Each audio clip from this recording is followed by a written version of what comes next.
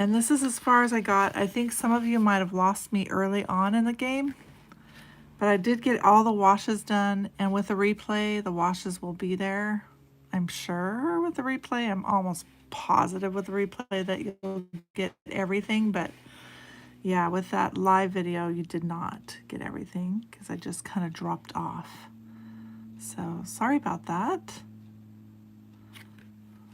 Hopefully you're finding me again.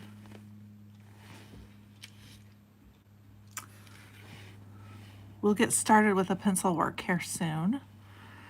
As you can see, I've already put on all the colors. I did my rose pink around the border and the green and the blue. Got my different colors of rose pink here on these little flowers. And then I ended with the amethyst and then the black. Okay, so we'll start in next with color pencils. We're going to start with, we only have two, just the Kelly Green and the light umber pencil. Kelly Green, these are Prismacolor Premier. I love them. Wax-based, they work really good for what I do. Okay, let's see if you're on.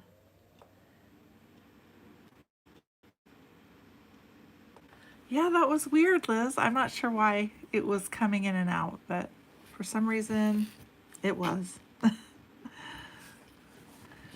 So just to kind of recap again, I did the rose pink around the border and all the red areas. I did the provincial beige, well, it's not provincial beige, it's mid-value cool beige for the door. The rose pink also I did in various layers and colors, so really light for the bottom layer of the flowers, and then as I went up the different layers, I made the color darker. And then we ended with the amethyst and then the black. So now I'm going to take my Kelly Green pencil. Sorry, you guys. Welcome back. Lost some of you guys. Okay, Kelly Green. We want a nice sharp pencil for this. We're going to just really lightly add our lines. And I'm working on the veins and the stems.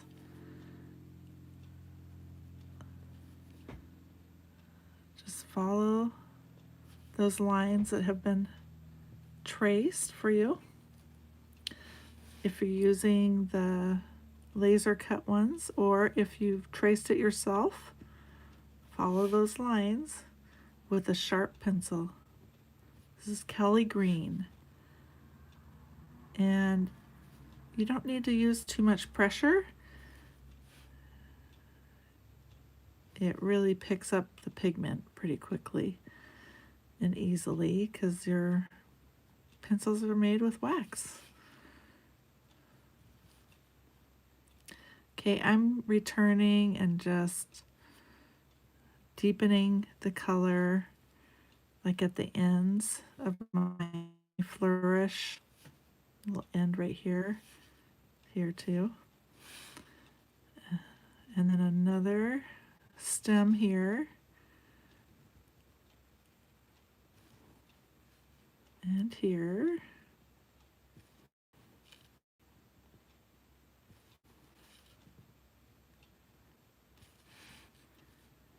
And then you have one here too.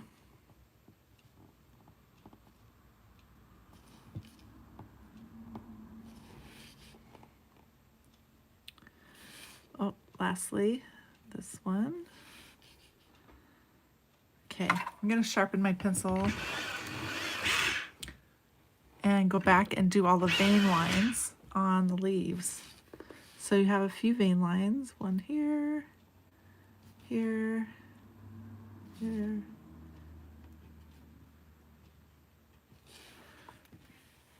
And I got some crumbs going on, so I'm gonna wipe those crumbs off with a soft, you want a soft brush to do that with.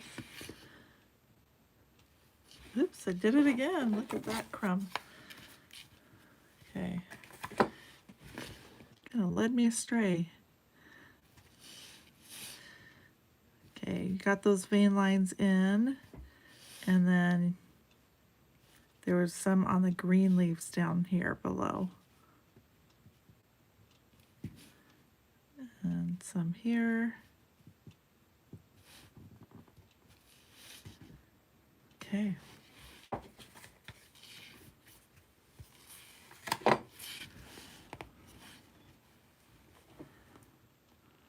Right. So let's go ahead and go in and we will shade all the green areas now. Let's see if I can't bring you in closer. Okay. So you're going to take your pencil and just lightly, so just kind of add these short little strokes to the bottom of each leaf, or the base of each leaf. A little darker at the tip of the base. So more pressure down there. Let it fade as it comes up into the leaf, so you're using very little pressure at that point. A little more down at the base. You're just touching the color in there. A little bit at the base of each leaf.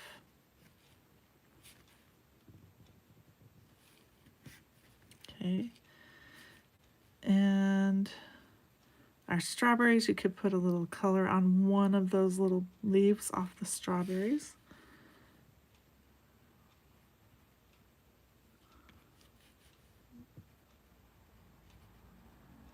Just kind of fill it in with some color. Maybe a little bit more somewhere else if you need to. Okay, and then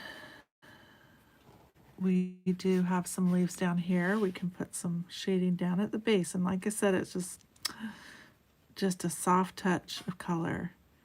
You're not putting much there.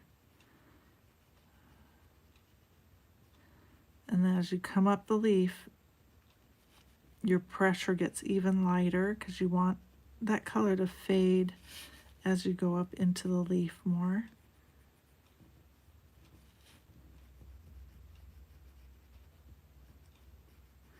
Now you're going to have some texture because you're working over texture, but I love that part about doing colored pencils over textured watercolor paper. I love how it does create texture. Okay, now I'm going to move over to these leaves. They could use a little lining around them just to wake them up and show themselves. With that blue background, it's kind of hard to see what they are. So a little bit of lining there. And then shading at the base. Just a tiny, tiny bit. Okay.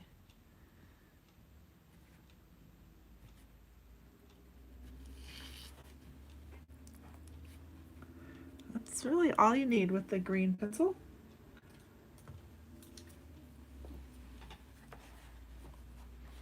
Let's see if I can find you now. Okay.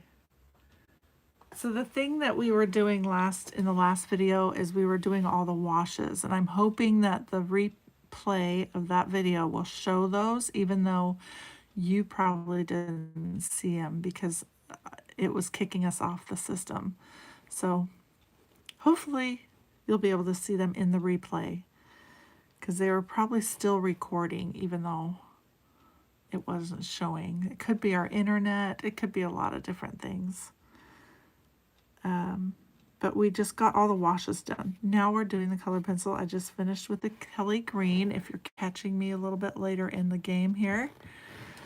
And then we're gonna go in with light umber to finish it off. Okay, mine is pretty sharp, but quite. Start by lining, just very softly and gently adding a line around my piece. This is my border line, and I'm going to use more pressure get a little darker. So I'm going to lighten up my pressure a little bit, skip the line along, and then a little more pressure down at the bottom. Same thing on the other side. This fair gives different values going on. Create charm, and that is charming. You see different values going on. Okay, so this is what you got, a little line work going around your border. This edge of the border we're going to cut out because that's the edge of your tag. And we talked last time about getting like a little hole punch. And I was talking, I think it was Sharon I was talking to today in our whimsy group, and she was saying she got a hole punch, she ordered it.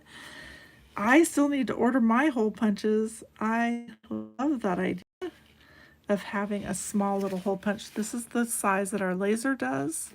So you can see kind of like next to the pencil, that's how big it is. It's just a small little punch. Enough to put the string through.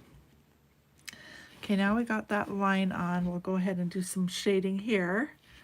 So let's start at the top, and I'm going to do a little line work first. So I'm going to skip my line along here and there. So it's not like heavily lined. We don't want it too dark. It's gentle touches of color. You let some of those colors or some of those borders around a color, leave that to the imagination of the person that's looking at it. You don't necessarily need to like outline everything with a dark line. Gives it a more natural look if you skip your line along. Okay.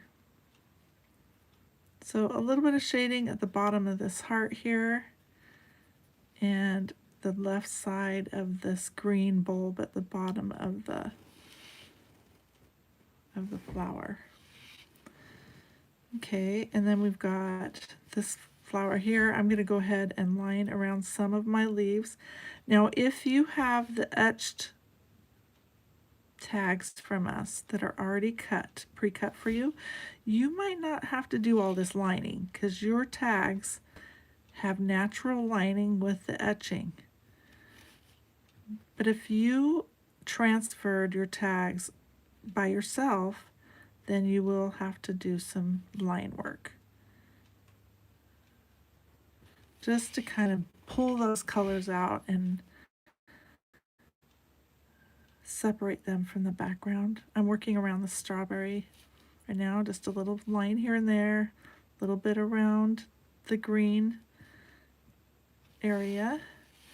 We're going to take our sharp pencil and add little seeds to our strawberry.